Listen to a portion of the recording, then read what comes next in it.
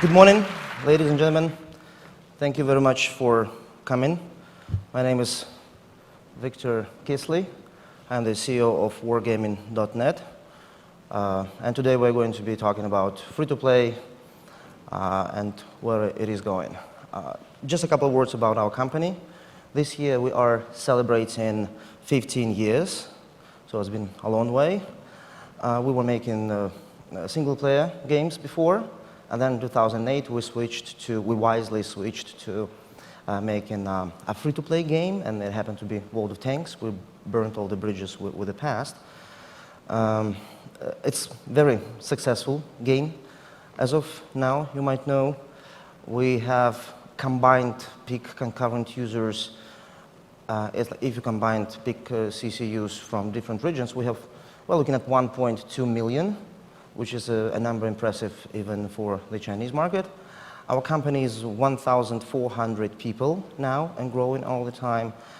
We have 12 offices around the globe, spanning from San Francisco Bay Area up until Singapore and Sydney. So today I will be from time to time using, if you don't mind, World of Tanks as an example, as comparison for the whole free-to-play industry. But the real topic is not World of Tanks, but what we are going to see next. Well, free-to-play today is everywhere. Everybody knows it's cool. It earns a lot of money. It is growing. The analysts can fetch you very insightful graphs and analytics and projections, how free-to-play online is growing, how it is going to overcome consoles. Those graphs usually are like very, very detailed. I'm asking you to have a look at this one. This is a very important graph, and you should pay attention to it. Nah, I'm just kidding. We just Googled crazy graph to fill in this space here. Well, what I want to tell is, really, when you see those really detailed lines going and crossing, I'm asking, how are those investor bankers know what the market size, let's say, $9.5 billion will be in 2015? What if the next fantasy football comes out this May and throws in another billion or two to the pot of the market size? Well, good news is that for those of you who are doing free-to-play or thinking to do free-to-play, actually just a few statistical things and charts you need to remember. Well, first of all, the market is huge. They say in 2015 will be 9.5 billion US market. Well, what if it's 9.4? Does it change anything? Well, what even if it's like 7.3? Still, it's huge. It's billions of dollars. And if you think about the whole world, that does even more billions of dollars. So you can be sure, if you make the right game, and if you're able just to carve just a little percentage out of this huge billion market, you'll be fine. You'll be financially fine. It's still possible because it's still blue ocean. We can say it is still kind of Wild West. Even single countries such as, I don't know, Russia, Turkey, their market sizes are measured in hundreds of millions of dollars. So suppose you're, with your little game catered for the Russians or for the Turkish people, are successful, your revenues can, again, be millions of dollars per month. Well, rumor has it that a small company has a small game called Clash of Clans, right? And they're making, the rumor has it, they're making from $500,000 to $1 million US per day. Can we believe that? I think yes, we can. The only chart I think we all need to remember is this. By the way, our company spent $1 million to come up with this research, so please watch.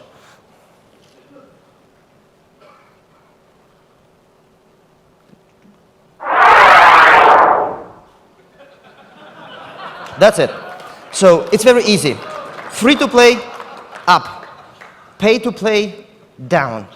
Whether they already crossed or it will happen next month. It's easy that pay-to-play as a concept is done, and it's not about financial market analysis or technical advantages or certain gaming platforms. It's about human nature. It's about psychology. Free is good, right? And when you are obliged to play upfront, this usually hurts deep inside, so there is no other way around it. So let's start with the early years of free-to-play just to understand how the whole history of this industry was. We all know that back 10 years ago, 7 years ago, most of those games were perceived as cheap. I just threw a couple of, I don't want to offend anyone, I just threw a couple of screenshots from Google. As cheap, low quality, unpolished, monotonous, copycat experiences. Well, most of them actually were, right? For a couple of companies who pioneered the free-to-play made in the West, it was really, really difficult to overcome that perception among the gaming community and in the media. Like the GameSpot, PC Gamer, they would not even talk about free-to-play like 5 years ago. Those years gave us a lot of lessons. Yes, they were small, cheap games imported from Asia, but it was an industry. They were generating a lot of money, as we established. So there are a couple of lessons we may learn so that we can base our future assessments, probably. So what did we learn? Let's start with shortcomings. Again, there are lots of shortcomings and lots of advantages. I'll just throw a couple to demonstrate. Well, cheap production values, yeah, we know. Usually it was attributed to the fact that they were coming from China or Korea, and that's all which the companies could bring to the West. And of course, consumer did not like that very much. A low post-launch investment. I think most of those shortcomings, they are attributed to the fact that free-to-play was new as a concept. So the fact that you could play a cool game for free was so strong that new adopters, new players who adopted those games, they did not pay much attention yet to these factors. So pretty much those shortcomings not necessarily killed those games. Yes, some of them faded away, but some of them actually earned a lot of money. Well, low service, the same. Why would you invest in dozens and hundreds of people to support your game on the ground in the US? Because this is expensive. If you can go to China Joy or G-Star, license a bunch of new games, throw them on the portal, and see which one kind of survives. Lack of community management, well, pretty much the same. This needs a lot of investment, and those companies were not noticed doing a lot of kind of investment in this. And copycat experiences, well, you all know. You put 40 screenshots from 40 different games in front of you, especially if it's a Chinese or Korean medieval history or fantasy, and you cannot tell one from another. Easy money, I'll touch this a little bit later. Well, there were some good things, success factors. Don't forget, they earned a lot of money, well, as an industry.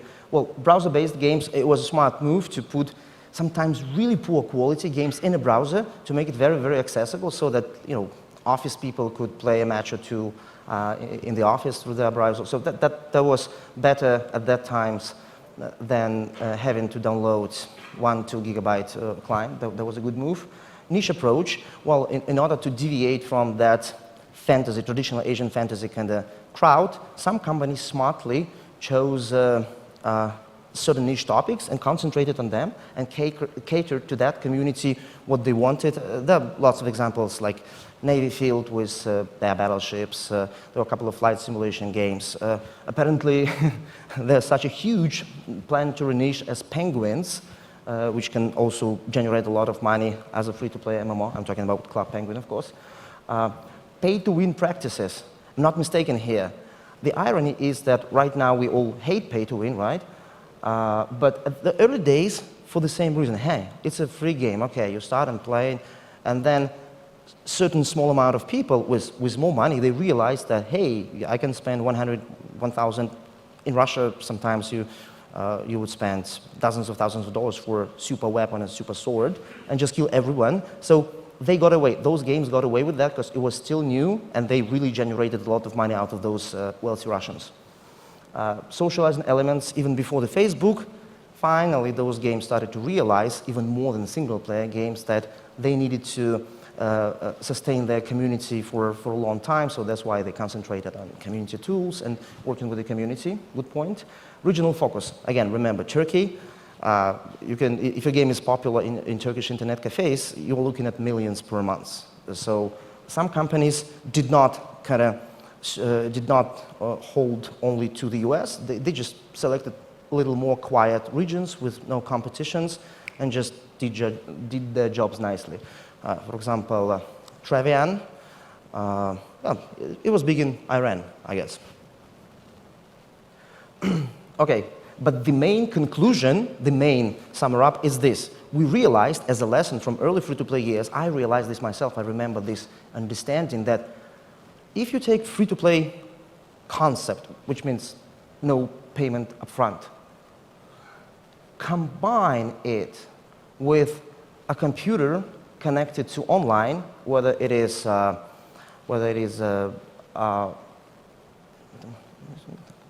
again, so free-to-play, good. Yes. Put it on a computer, in a browser, or on a client. Just make a decent game, maybe even okay game, maybe even low-quality game. You still have a chance. Then,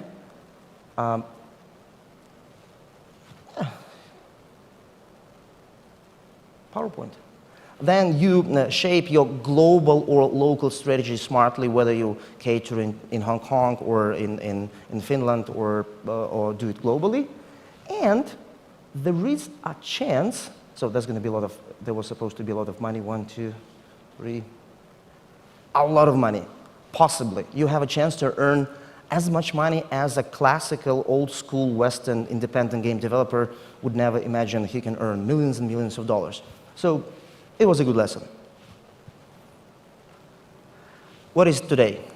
As I mentioned, today free-to-play is everywhere, so the media is writing about it, and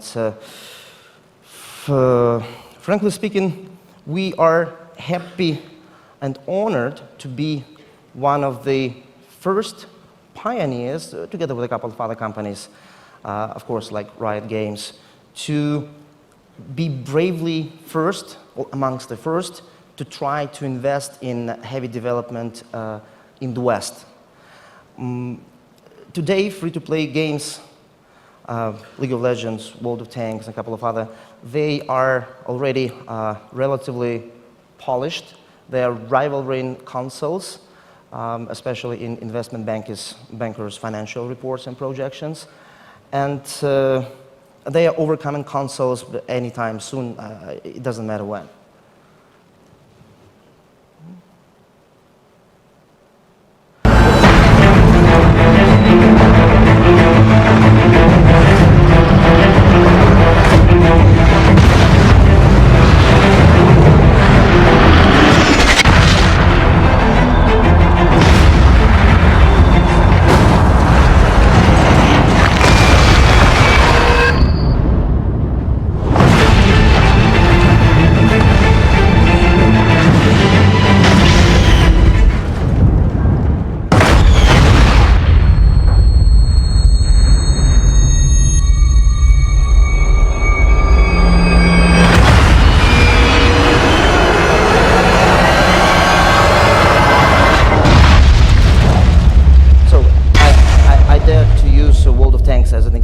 Today's free-to-play space. League of Legends, cool guys, big success, really well deserved. By the way, at every conference or almost at every interview, I mentioned Riot Games as a fantastic example of free-to-play. Any Riot people here by any chance? No, we need okay, there's going to be on YouTube. Hey, Riot people, come on, please. You just ask Brandon.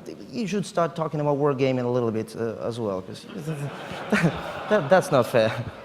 Okay, what, again, as example, League of Legends World of Tanks managed to do, we just took the Asian model and modified it heavily for the Western consumer in terms of eliminating as much as possible this ruthless pay-to-win, this monotonous grinding, adding expensive, cool production values, running services like hiring dozens, maybe hundreds of people around the world to service your game, giving support, community management. So pretty much making it AAA games. And if you compare the budgets of World of Tanks like now, with pretty much almost every game done for single-player market before, World of Tanks is big. And maybe there's a couple outrageously expensive projects still in existence, but you have to invest very heavily to have cool free-to-play. So a quick historical fact, how it started. It's interesting. So we launched in Russia in 2010, and the game was, I would not say it was a cool free-to-play game. We just had a dozen battle arenas, just a couple of dozens of tanks, just two nations, Russians and Germans, decent graphic, not distinguishable, but decent, and historically accurately vehicles. That's where I was focused, World War II. So that does not sound like a mass-market viable concept, right? But we worked hard, making it into AAA right after launch. So after 2.5 years, just again a couple of facts, what we have 50 million registered users across the world. Players from 200 countries play World of Tanks. And this statistics is for just 1 year, 2012. So 20 billion with a B tanks destroyed, 200 billion shells fired. Firing shells is good for your economy. 3 billion collective combat hours, and 1.7 billion in-game purchases. And well, every day, almost 3.5 million purchases are being made. And as the kind of top of the recognition, which is very pleasant, I mean, which is making us very happy, is that if 2 years ago, even the gaming media would not touch a game like World of Tanks and talk about it, today we have recognitions from top media sites around the world and such non-gaming specific media as the New York Times, Forbes. So how we did it? Again, simple. There's zillions of articles about modern free-to-play. There are lots of interviews from our company, from Riot Games. So it's easy to understand. You just take a free-to-play concept and make it very quality AAA. So that's the only way you can kind of dominate the market and survive in it. Now I'm going to go back to the industry. Yeah, there will be some World of Tanks kind of inspired topics, but it's typical for any free-to-play game on the Western market today. You have to have non-stop development. When you launch your game, that's the time when you start hiring programmers, artists, because you have to collect and analyze data about consumer behavior, what they want, what they like, and you'll be surprised how much things they want, how much things they don't like, how much things you have to change. So your development has to be always growing and immaculate. Game must evolve with the players, because when your players really like your game, they stay in it, they perceive it as a part of their lives, but they want, and they mature themselves, and they want the game mature with them, if they are to stay in this game. And it's banal, but content. It comes to maps, tanks. We released 25 updates, big updates for World of Tanks for these 2.5 years. So you have to be, with your development, you have to be providing updates even faster than you think you should. In case of World of Tanks, it's funny. We're now working on 2 other big games, World of Warplanes and World of Warships. Well, for enthusiasts of naval and aerial combat, those would be separate games. But for many World of Tanks players, those 2 games will be they will view them as kind of a nice addition. They just demand it on forums and on emails. We want opportunity to fight with different combat vehicles, like ships, like planes. So that's why we had to do this, and we are doing this now.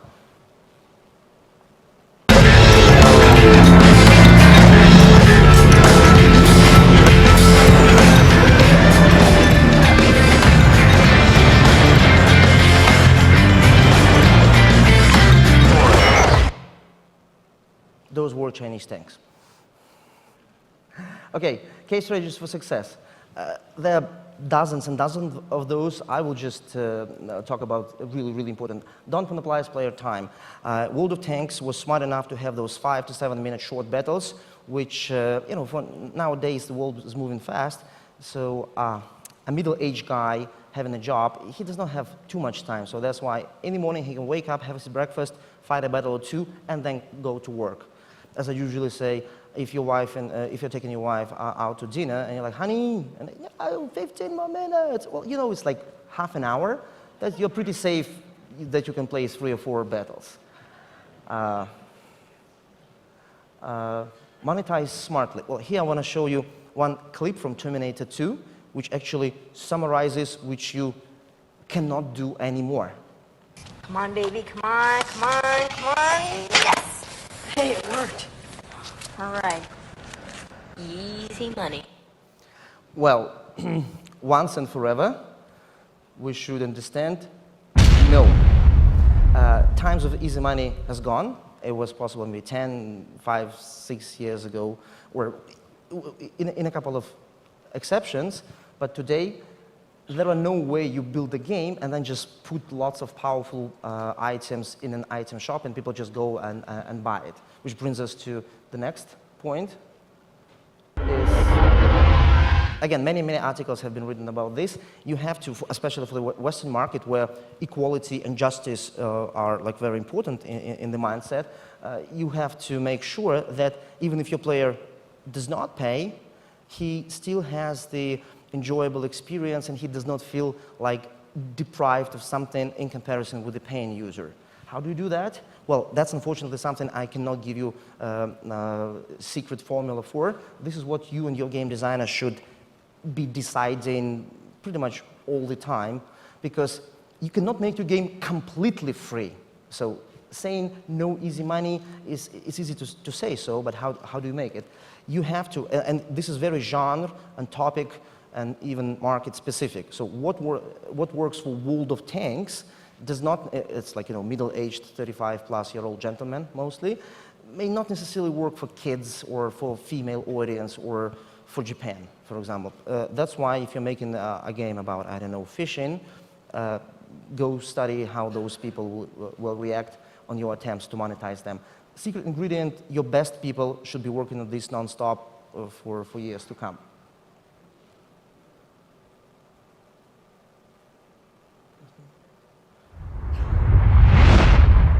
If you gracefully combine and balance that no pay to win, no easy money, secret formula, and all those production values, you have a good chance to have a game where your players, all of your players, are happy and millions of new players come in and everyone become even more happier. Then monetization and success comes more naturally.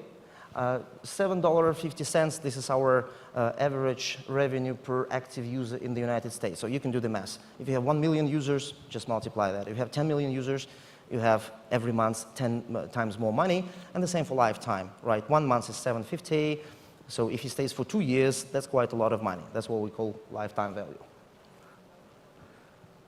Okay, I'm going to really go quickly through those practical points. Every company knows that they should build a loyal community and focus on player retention and sustainable fan base. This is also traditional for single-player games. Again, there's a lot of resources where you can see specifically the interviews, how different games are doing this. But your player, your community is king. You have to make them happy. You have to give them tools to become even more happier. For some of them, game is not like the game itself has the same importance as the community around it, like clans, like events. We held 500 in-game events last year in World of Tanks, so small, big, and medium. And top-notch service, again, especially for the West, we all get used to, well, best quality, best service. So those MMO companies who fail to provide fast, prompt community management, customer relations, they will just get out of the market very soon. Meet the players. Well, that's a funny part. At Wargaming, we take, myself, our top managers, all kinds of managers. From time to time, we go around the world, just literally go and drink beer with the players. You would be amazed how much new things you learn. And then they actually very much value the fact that the CEO or the head of publishing come and drink beer with them. Well, there are only 2 places you should really avoid. Apart from Russia, there will be Poland and Korea. It should be very easy on their national drinks. From community to culture, this is kind of interesting point. To build a community, well, that's a challenge. But more challenging and more rewarding is building your game into culture. The iconic example of Harley Davidson, you know, everybody knows it's in the book, that it's so popular and the company does so many things for its players, for its consumers, that they have those rallies, they wear, you know, insignia everywhere, and they do tattoos, the famous Harley Davidson tattoos. Well, I'm personally not very fond of this kind of damage in your body, so I prefer that, well, World of Tanks is represented like this. We're very close in Russia to be like Harley Davidson for America. So people, you know, wearing T-shirts very proudly, they decorate their cars. If you get to that point, this is cool. So you need to be thinking more in terms of not just a game and a service to get some money and get out. If you manage to build something like the global brand like Apple, like Coca-Cola, then there's going to be a lot of benefits. One of them, practical, financial, that's word of mouth. So if people love your game, they talk about it all the way, and you can see that, okay, you spend this money for advertising, these people from advertising come, but then there's the same amount of people, or even more, coming out of nowhere. That's what's called word of mouth. This makes your finances extremely healthy. Well, esports is the first step, is one of possible first steps to creating a culture for a computer game. Well, who could imagine, I don't know, 5 years ago that championships in computer games will be broadcasted on mainstream TV. So if you manage to, if you have of course it's not for every game, your game has to be PvP, competitive, high quality. If it's true, then you can invest in esports, and then you are looking at hundreds of thousands, maybe millions of teenagers and people around the world watching your broadcasts, getting together in teams, playing your game, training, buying stuff in your game, and hoping to get to this grand finale and to hold the cup and to, you know, win this 100 or 1,000 or $3 million prize. So being football, or you know, like being football is very good for your game. I mean, European football. Go global. Again, it's banal, but American market, they predict 9.5 billion by 2015, but guess what? Europe and Middle East together a little more than North America. Unfortunately, some American companies of the old times still think that North America is kind of the coolest and the only gaming market in the world. That's not true, because Asia, in online gaming, of course, is as big as Europe and North America combined. So again, you do the math. You do one game, yeah, you have to invest a lot in service infrastructure, in community management, and customer support there, but if you succeed, then your revenue can skyrocket in China, in Korea, in Japan. So you always should be thinking about going global. The path ahead. So what are we looking at? So what do we take from now to the future? I say, and unfortunately, Vegas will hate me for that, but I say the next tackle, the next challenge is free-to-play online games. We need to overcome gambling in financial terms. That's what we need to do. Well, how do we do that?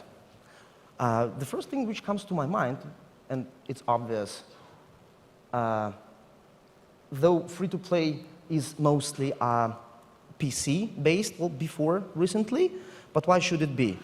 The consoles, the tablets, the big smartphones. So bring experience to those platforms, because free-to-play, again, free, psychologically free is good, no matter which piece of metal and plastic supports that. So I can see, and we can see this happening in mobile.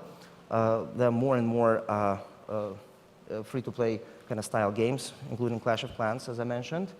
Unfortunately, for some companies, even for some big companies, not everyone in those companies understand that the world has changed and that they need to embrace the kind of the new direction. They keep their old prejudice. They keep thinking the old way, and my guess would be if they keep holding to the old techniques, the old single-player box techniques for too long, they may pretty well, you know, kind of, wait. That's a little glitch. Drop. I hope they are wise and smart people. They will understand that they need to change, so they will have a chance to come back. I believe in this. Actually, that's why we're so happy. We were so happy last December to announce the acquisition of Day One Studios in Chicago and Maryland to kind of venture our direction, to venture into console space. So let's see how it works out for us. Okay, for those of you who just accidentally forgot, I just prepared this one. Pay to win. Pay to win. Yeah! So, no more pay to win, okay?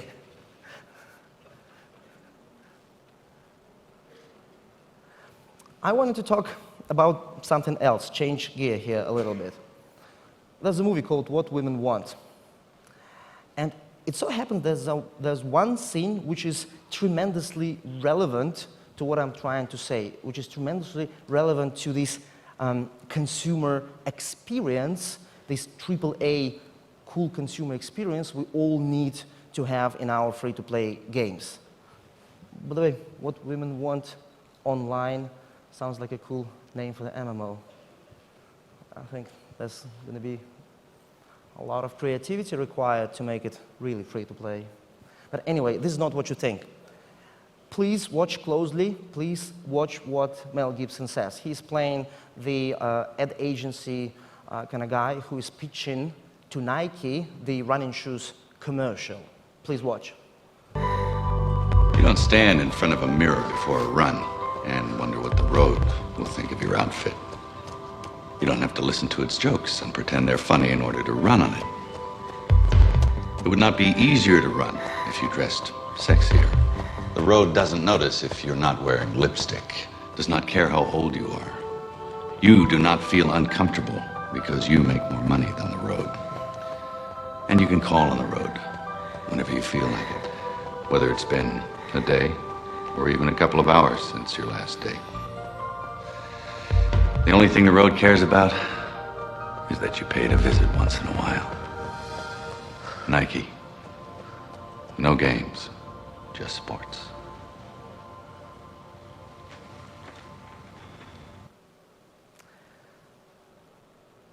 So this is exactly what I'm trying to convey. Consoles, mobile, and all those things, they are meaningless without the fact that your game, if you want to be successful, has to have that road metaphor perfect. In 1995, I was in America working as a student, and there was not too much work. From time to time, New Hampshire, fantastic place. I was taking a bike from time to time with my brother, with my friends, and just literally run across New England with after rain, before rain, sunshine, and it's road and nothing else. So I watched this piece, I don't know, 100 times. Anytime we have a new idea for World of Tanks or for a new game, I'm picturing this piece, and I'm thinking, okay, this new idea, this new piece, is it kind of fitting this concept of carefree road with no obstacles for a player? Doesn't matter if he pays or not, he needs to be able to enjoy the road, breathe fully with his lungs the fresh air, and have this experience no matter what. If we manage to do that, then free-to-play online games will literally dominate the world. And the last thing, what is the future holding for us? Well, I have good and bad news. Well, we have witnessed that previous revolution of free-to-play games when they finally came to the scene and kind of became as powerful as consoles. Good. But as insider and veteran now, I can see that, our space is getting a little bit crowded. There are more and more companies embracing free-to-play model. Good. That's why we're giving these lectures and interviews. However, this is naturally leading to the fact that more and more games are trying to copy League of Legends, World of Tanks. Yeah, you can be pulling this off for a year or two, but then what? Everyone's free-to-play. There are no these common enemies pay-to-play. Now we are kind of even. So being free is no more your differentiating winning factor, because everyone is free. Yeah, now it's where this AAA factor and the road and the experience kicks in. So the companies, even if already they embrace the free-to-play model, they need to, well, pretty much become better and better amongst themselves. There will be losers, there will be fierce fighting. I can see clashes between companies and concepts, but at the end of the day, there will be leaders who will think strategically, who will change direction even within free-to-play, who will come with some ideas, some crazy ideas nobody would thought about before. So you have to invest, you have to risk, you have to be strong. And there are pretty much only two options for all of us and all of you. It's either you are, if you want to be in free-to-play, it's either you are following the crowd, copycatting, again, successful formulas, but copycatting, or you want to become one of the leaders. Pretty much what I'm saying is it's time, whether we want it or not, for the second free-to-play revolution. So I'm calling on all of you. Will you join us? Yes, of course, we're trying to be ahead of that revolution. Will you join us, or will you follow the pack? Let's battle.